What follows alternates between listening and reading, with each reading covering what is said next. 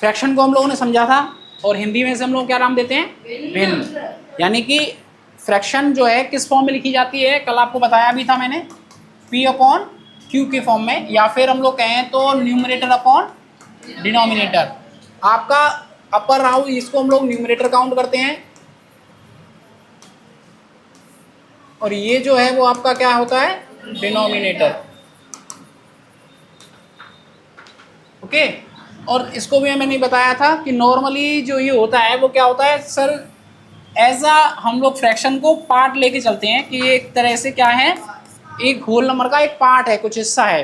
तो हम लोग जैसे मान लीजिए एक हमने सर्कल बनाया, एक होल सर्कल कंप्लीट किया, अब इसको हम कुछ टुकड़ों में बांट दें लाइक दिस। तो आप देख पा रहे हैं इसमें हमने कितने हिस्से किए हैं इसके, 6। अब इनको हम लोग नॉर्मली कंडीशनल बिहाफ पर दिखाना, जैसे मान लीजिए मैंने इसको शेड कर दिया तो ये हिस्सा होगा शेडेड रीजन, और ये बाकी के जो हिस्से होंगे वो आपके क्या हैं, अनशेडेड। अगर शेडेड रीजन का आपसे फ्रैक्शन पूछा जाए तो नॉर्मली हम क्या मान के चलते हैं सर, 1 हिस्सा हमारा शेडेड है और आउट ऑफ ऑल कितना है, 6। और अनशेडेड का बोले तो हमारे पास 5 हिस्से हैं जो कि अनशेडेड हैं और टोटल कितने में से 6 से। तो शेडेड पार्ट हमारा 1.6 है और शेडेड अनशेडेड पार्ट जो है वो 5.6। तो ये फ्रैक्शन का नॉर्मल टाइप है। उसके बाद हमने आपको समझाया कि सर पहला आपको बताया गया था प्रॉपर फ्रैक्शन क्या होता है।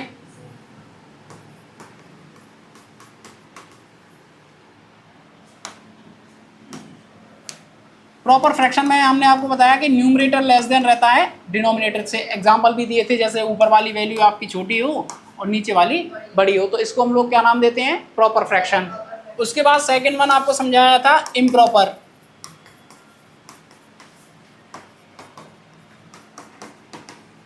इम्प्रॉपर फ्रैक्शन में क्या बताया गया था, numerator is greater than to denominator. तो यहाँ पर कंडीशन जो थी वो उल्टी हो जानी है, यानी कि ऊपर बड़ा रहेगा और नीचे आपका छोटा नंबर रहेगा, तो इसे हम लोग क्या नाम देके चलेंगे, इम्प्रॉपर फ्रैक्शन। उसके बाद हमने थर्ड वन कराया था आपको मिक्स फ्रैक्शन के बारे में।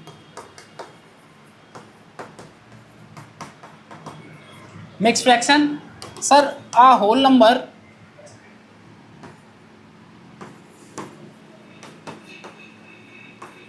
With proper fraction.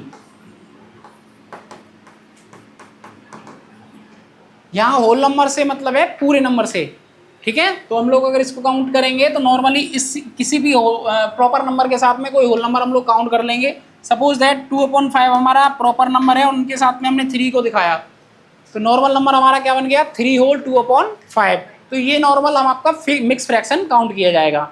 इसके अलावा एक चीज़ और समझाई गई थी कि आपसे जो क्वेश्चन जनरली किए जाते हैं वो इम्प्रॉपर टू मिक्स और मिक्स टू इम्प्रॉपर कन्वर्ट करने के लिए आते हैं, कि किस तरीके से इम्प्रॉपर को हम लोग मिक्स बनाएंगे और मिक्स को इम्प्रॉपर बनाएंगे। तो उसमें हम लोगों ने आपको समझाया था क्या था, सो सपोज दैट हमारे पास 5/3 नंबर जो है वो एज ए इम्प्रॉपर फ्रैक्शन दिया गया है, ठीक है। इसको कन्वर्ट करना है आपको मिक्स में, तो क्या करना होगा, 3 का डिवाइड 5 में देंगे, जितनी बार प्रॉपर डिवाइड जाएगा वो तो हो जाएगा आपका होल, और जो इसमें रिमाइंडर बचेगा वो आपका हो जाएगा न्यूमरेटर, देन जिससे डिवाइड दिया गया वो डिनोमिनेटर। आप समझ पा रहे हैं, 3 का डिवाइड 5 में देने पर पता चला कि वन टाइम हमारा कंप्लीट डिवाइड चला गया 5 में, और देखने पर पता चला कि हमारे पास जो रिमाइंडर बचा वो कितना बचा, 2।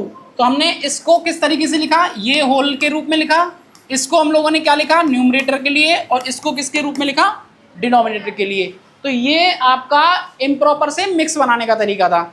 ऐसे ही आपसे ये कहेगा कि सर हमें मिक्स से इम्प्रॉपर बनाना है, तो आप क्या करने वाले हो, इनका जैसे हम लोग कहें तो आपका denominator multiple by whole number plus numerator divide by denominator. Condition के यहाँ पर देखें तो आप 3 का मल्टीपल 1 से कर रहे हैं और प्लस 2 कर रहे हैं, और डिवाइड किससे दे रहे हैं, 3 से। तो ऊपर आपका 3 + 2 अपॉन में 3, दैट्स मीन 5/3। तो अभी हमने देखा मिक्स से इम्प्रॉपर बनाने का तरीका, और यहाँ देखा इम्प्रॉपर से मिक्स बनाने का तरीका है, तो वही मैंने एग्जाम्पल वही एक लिया जिससे आपको ईजिली तरीके से समझ में आए। तो इसमें कोई डाउट तो नहीं है भी आपको, तो ये तो हमने कल समझ ही लिया था, ठीक। ठीक है। अब इसके बाद में हम लोगों ने क्या सीखा, इसके बाद हम लोगों ने चले थे हम लोग आपके लिए इक्विवेलेंट फ्रैक्शन के बारे में।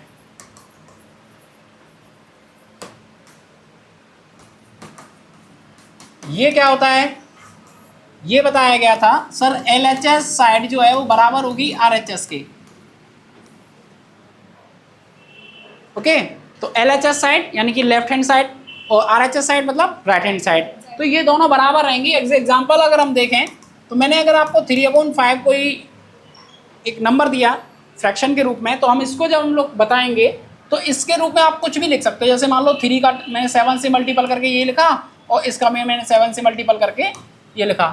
जब हम इसे कैंसिल आउट करेंगे किसी नंबर से, दोनों नंबरों को, तो वो वापस वही रिपीट कर देगा। जैसे मैंने 7 से इसे कैंसिल आउट किया तो 7 3 जा 21 और 7 से इसे कैंसिल आउट किया तो 7 5 जा 35। तो आप देख रहे हैं कि कैंसिल आउट होने के बाद वही फ्रैक्शन दोबारा आ गया। तो इसको कहते हैं कि राइट हैंड साइड और RHS साइड का दोनों का इक्वल होना, ठीक है ना। तो यही फ्रैक्शन जो है इक्विवेलेंट फ्रैक्शन कहलाता है। सर इसका हम लोग यूज़ कैसे करेंगे, तो इसमें यूज़ करने का नॉर्मल तरीका ये है कि आपके लिए क्वेश्चन कहीं पे भी इस तरीके से देने को मतलब मिलेगा आपको, तो आपको ये एक सॉल्व करना होगा। जैसे मान लीजिए यहाँ ब्लैंक छोड़ दिया, हो सकता है कि वो यहाँ पर ब्लैंक्स रख दे फिर आपको कुछ इस तरीके से बोल दे, तो कहीं भी एक मिसिंग वर्ड छोड़ देगा और उसको आपको निकालने के लिए कहेगा। तो आपको कुछ करना नहीं है। जैसे ये नंबर दे रखा है तो आप इसमें आप देख सकते हैं कि कितनी टाइम मल्टीपल होके आया होगा, 7 टाइम। तो आप ऊपर वाले नंबर से भी उसका मल्टीपल करिए और वैल्यू पुटअप कर दीजिए। अब यहाँ देख रहे हैं तो इसमें आप लोग देख पा रहे हैं कि ये अगर मैं इसको डिवाइड बाई फॉर्म में लिखूँ तो 35 में अगर 5 की टेबल जाती है कितने टाइम जाती है, 7 टाइम। तो अगर 21 में 7 का डिवाइड देंगे तो ये वैल्यू क्या हो जाएगी, 3। तो वापस हमारे पास इस तरीके की चीज़ें निकल आती हैं। तो आपको मल्टीपल और डिवाइड की कंडीशन में ये चीज़ें याद रखनी है। तो आपने प्रॉपर फ्रैक्शन समझा, इम्प्रॉपर फ्रैक्शन समझा, मिक्स फ्रैक्शन समझा और साथ ही साथ में आपने क्या समझा अभी इक्विवेलेंट फ्रैक्शन के बारे में। इसके बाद हम लोगों ने 5th पढ़ा था यूनिट फ्रैक्शन। 5th वन आपने कौन सा पढ़ा था,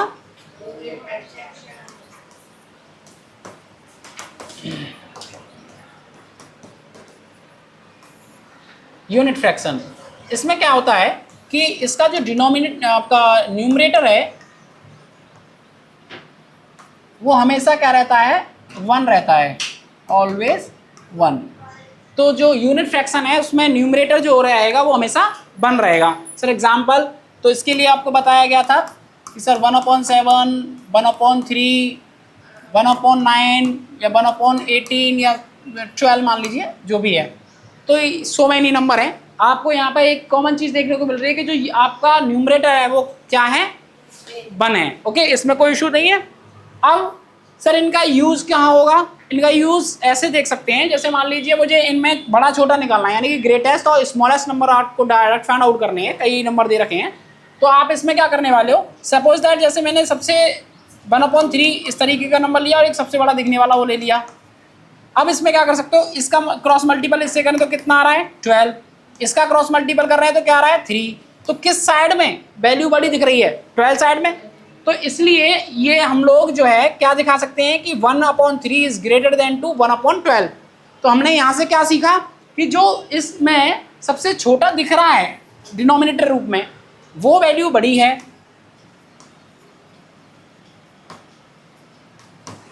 और जो बढ़िया दिख रहा था वो नॉर्मली डिनोमिनेटर में वो क्या हो गया, स्मॉलेस्ट हो गया। तो यहाँ आप आसानी से छोटे बड़े आप फ्रैक्शन को सॉर्ट आउट कर सकते हैं अगर इस तरीके से कोई नंबर दे दिया जाए। अच्छा, सिर्फ यूनिट में ही काम नहीं करेगा। जैसे सपोज दैट इसी के रिगार्डेड मैंने मान लो एक क्वेश्चन लिख दिया कुछ इस तरीके से,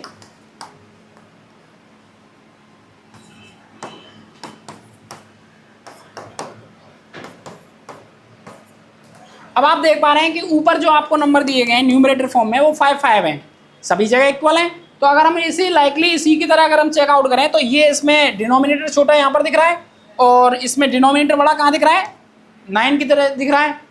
तो भैया जी आप इसमें से अगर निकालना चाहेंगे तो ईजिली क्या निकालेंगे, वही कंपेयर करके 5/9 और 5/2 में कौन सा बड़ा है, इससे मल्टीपल होगा ये 10 आएगा और इससे मल्टीपल होगा तो ये क्या आएगा 45। तो कौन सी साइड बड़ी है, 5/2 वाली। तो 5/2 वाली जो वैल्यू है वो आपकी बड़ी दिखाई जाएगी। दैट्स मीन जो फ्रैक्शन है जो आपका डिनोमिनेटर फॉर्म में छोटा दिख रहा था वो यहाँ पर बड़ा हो गया है,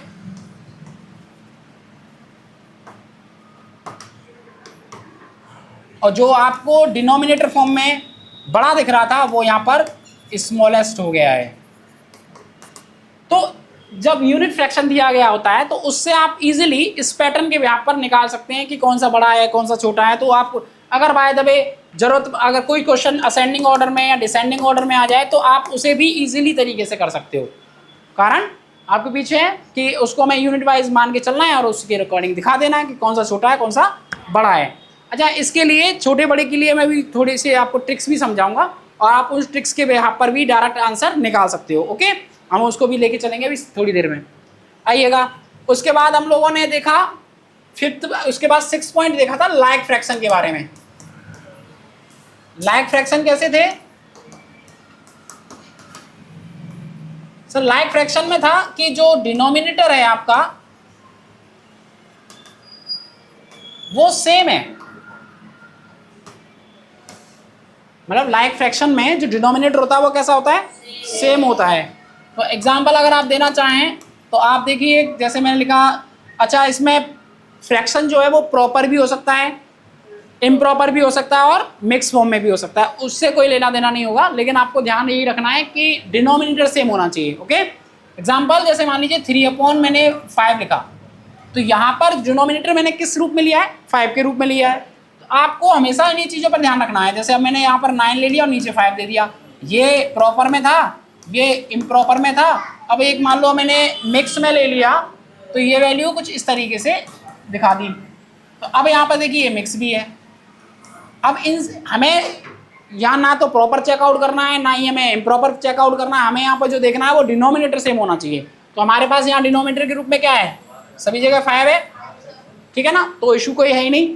अच्छा, इन वाले क्वेश्चंस में क्या फायदा होता है कि जब हम लोग लाइक फ्रैक्शन दे रखा होता है तो उसे ऐड करना और सब्ट्रैक्ट करना जो होता है बहुत ज़्यादा आसान होता है।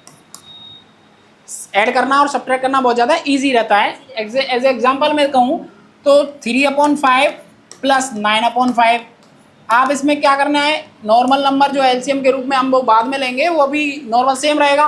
तो 5 एज ए एलसीएम यानी कि डिनोमिनेटर है, और यहाँ पर जैसी वैल्यू ऊपर दे रखी है वो ऐड ऑन हो जाएंगी, तो आपका वैल्यू क्या आएगा? कुछ इस तरीके से आएगा। ये आपका फ्रैक्शन जो दिया गया है वो किस रूप में है? इम्प्रॉपर में है। तो इस इम्प्रॉपर को किस में चेंज कर दोगे आप? मिक्स में। तो क्या लिखेंगे? 2/5,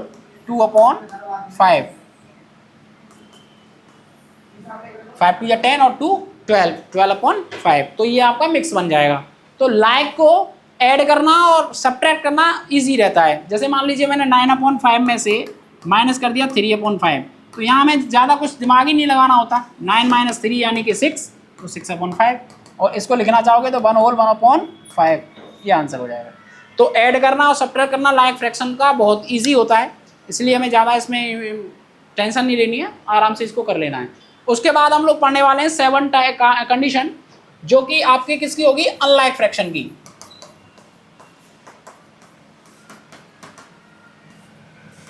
अनलाइक फ्रैक्शन में क्या होगा? इसका जो डिनोमिनेटर होगा वो डिफरेंट होगा, डिफरेंट।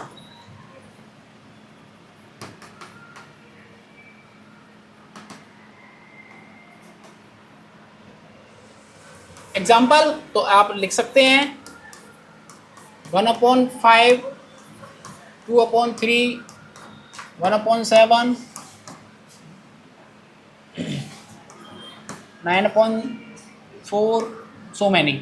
अब आप देख पा रहे हैं यहाँ जो डिनोमिनेटर है वो सब चेंजेबल है, मतलब अलग है, डिफरेंट है, तो इजीली आप उसको कर सकते हैं। तो यहाँ पर ऐड करना और सब्ट्रैक्ट करना थोड़ा सा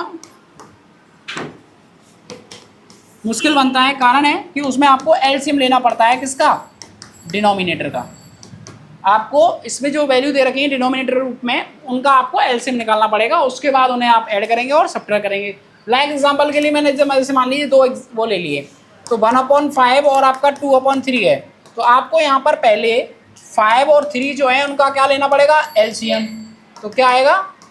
15, ठीक है। तो आप 15 एलसीएम लेंगे और 1 by 1 इनका डिवाइड चेकआउट करेंगे, कितनी बार? 5 का 3 टाइम जा रहा है तो न्यूमरेटर से मल्टीपल, 3 का डिवाइड दे रहे हैं तो आपका 5 टाइम जा रहा है तो उसके न्यूमरेटर से मल्टीपल, तो यहाँ देखने को बोला 3 आया और यहाँ देखने को बोला 10 आया, तो ये वैल्यू होगी 13/15। ये फ्रैक्शन प्रॉपर फ्रैक्शन है, तो इससे आगे हम लोग करेंगे नहीं, यही आंसर सॉल्व हो जाएगा।